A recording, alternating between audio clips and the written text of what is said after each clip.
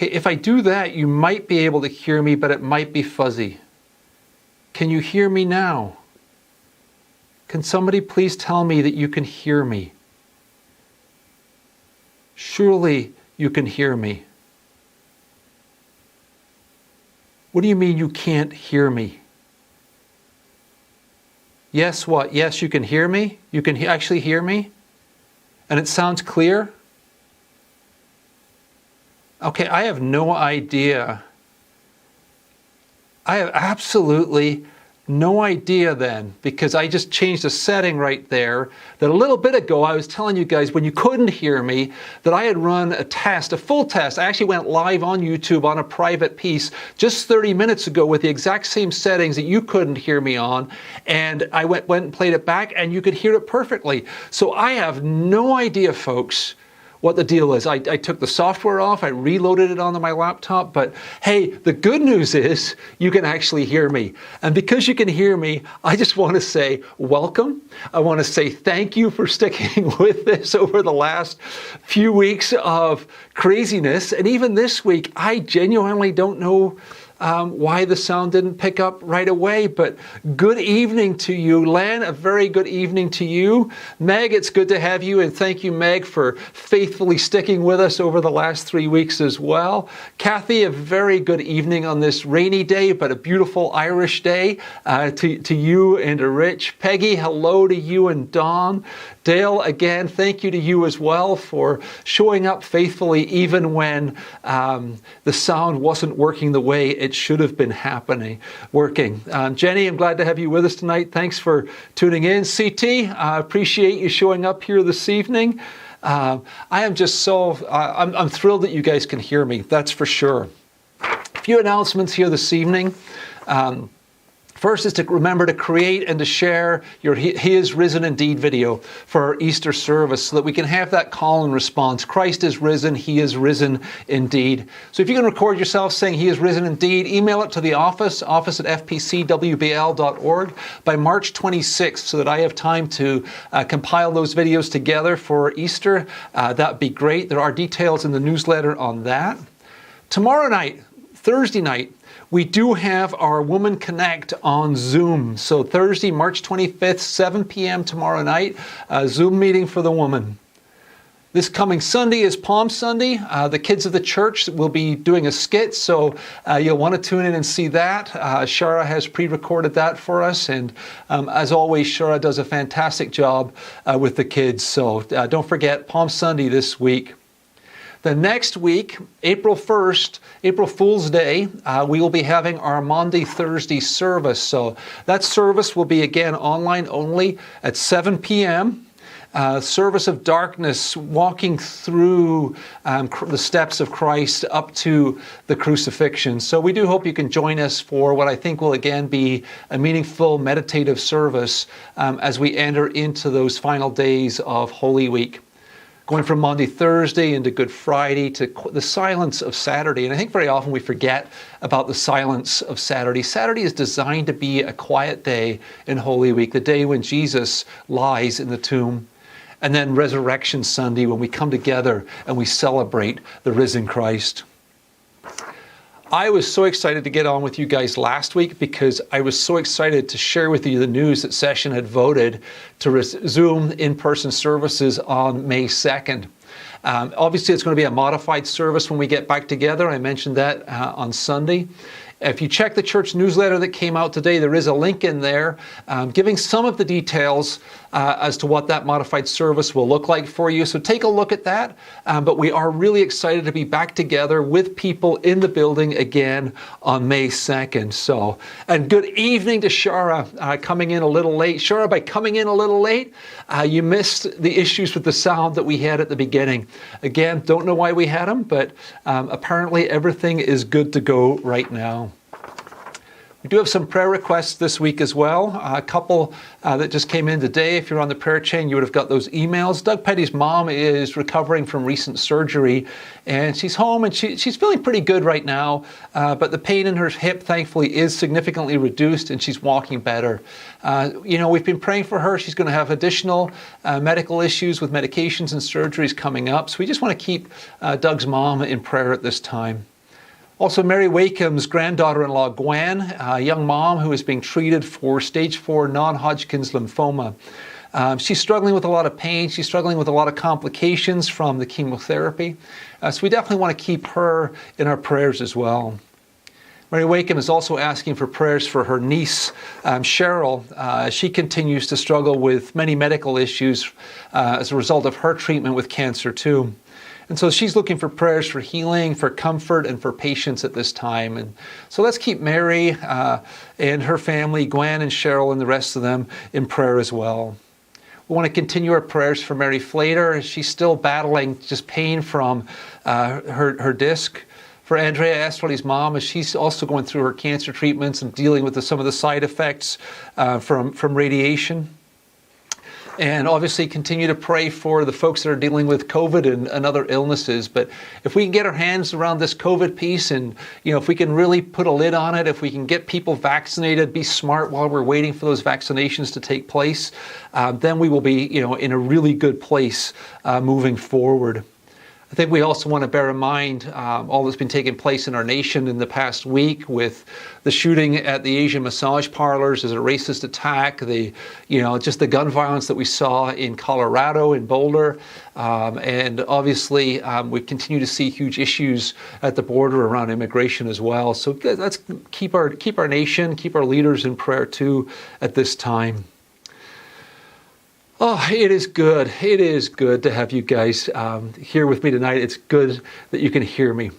Here's the thought for the week, and I hope when I switch over to this, you'll be able to hear me as well. It's the words of Jesus from John's Gospel, when he says, "My kingdom is not of this world. My kingdom is from another place." There have been several big issues in the news over the last few days, right? Migrants at the border, mass shooting in Boulder, mass shooting in Atlanta as a racist hate crime against the Asian community. As I've listened to the news and the politicians weighing in on these issues, I felt a deep sense of sadness. It feels like so many people are just missing the point here. They think they get it. They really do. And from a certain perspective, yes, they get it. The only problem is that I believe their perspective, the framework through which they view the world, is significantly flawed. The lens through which they view the world is primarily a nationalist lens, a lens shaped by political and national ideology that either leans to the left or the right. It's an American way to look at the world as a Republican or Democrat. And it's very difficult for people to make a shift away from a lifetime of seeing the world through this lens. We were all raised within a particular culture with its norms and expectations, and we quickly come to accept that culture as being the right way, the proper way to see the world. We're taught to be suspicious of those who see it differently from us. But then Jesus shows up. Jesus shows up talking about the kingdom of God. And not only does Jesus talk about the kingdom of God, Jesus invites us to become activists in proclaiming the coming of God's kingdom. A kingdom that Jesus tells Pilate is not of this world.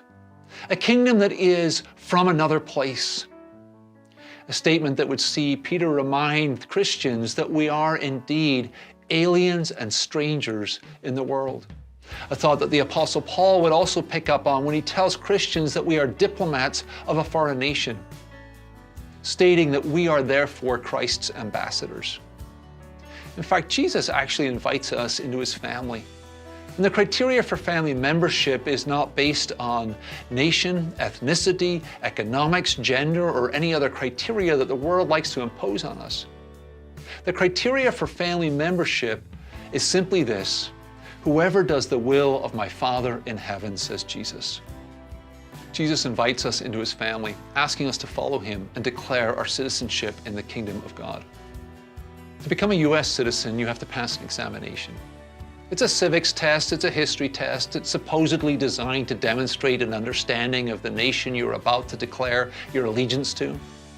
If you pass the test and you pass the interview with an immigration officer, then you can attend a naturalization ceremony where you will first renounce your former allegiances.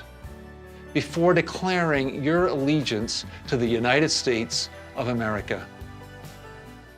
The words that you would speak on that occasion are this: I hereby declare on oath that I absolutely and entirely renounce and abjure all allegiance and fidelity to any foreign prince, potentate, state, or sovereignty, of whom or which I have heretofore been a subject or citizen.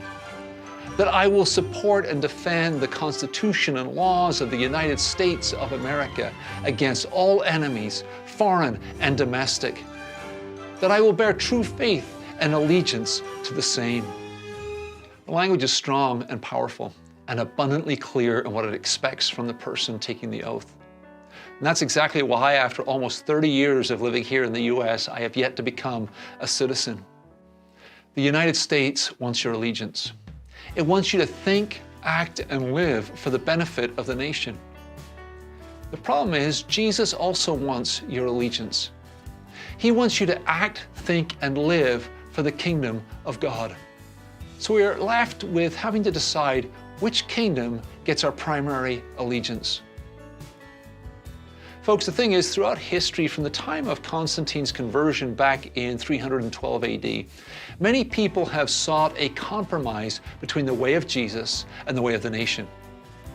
But as Wheaton College political science professor Amy Black explains, studies show that party identity is even stronger than religious identity for many people. That means many Christians would stop being Christian before they stop being a Democrat or a Republican. I mean, think about that.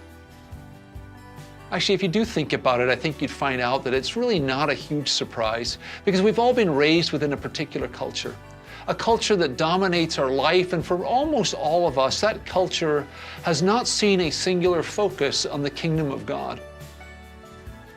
And that's why Paul urges us in Romans chapter 12, telling us to not conform any longer to the pattern of this world, but rather be transformed by the renewing of your mind, because then you will be able to test and approve what God's will is.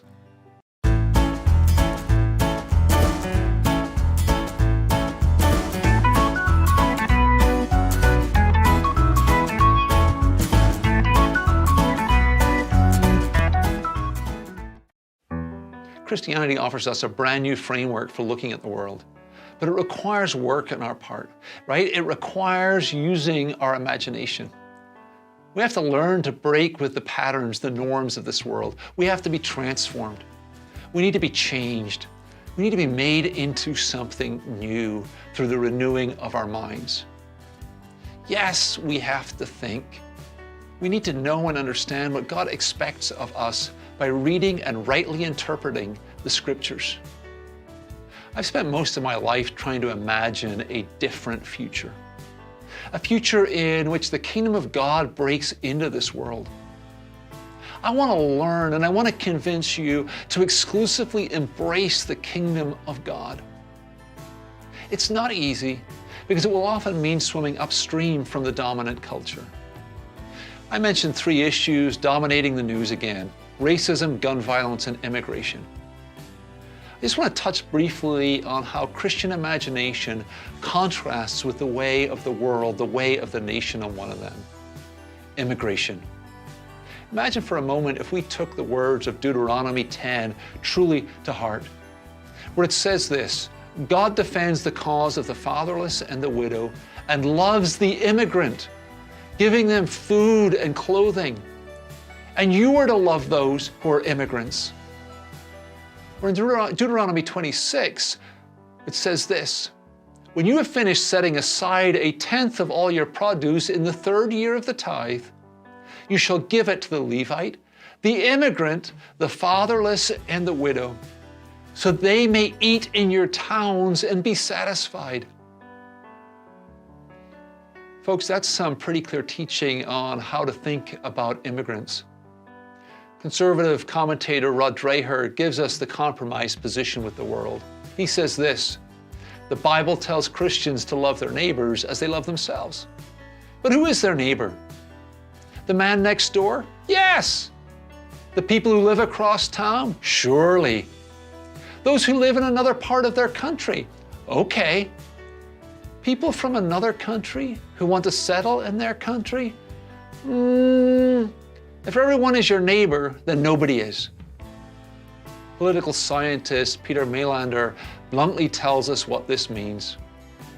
He says this: immigration regulations are a way of embodying in policy a preferential love for our own fellow citizens. In 2017, Bangladesh faced an immigrant crisis as some 650,000 Rohingya Muslims were fleeing persecution in Myanmar. They were expecting no help from the United States under the Trump administration. So their Prime Minister, Sheikh Hasina, said, Bangladesh is not a rich country, but if we can feed 160 million people, another 500 or 700,000, we can do it.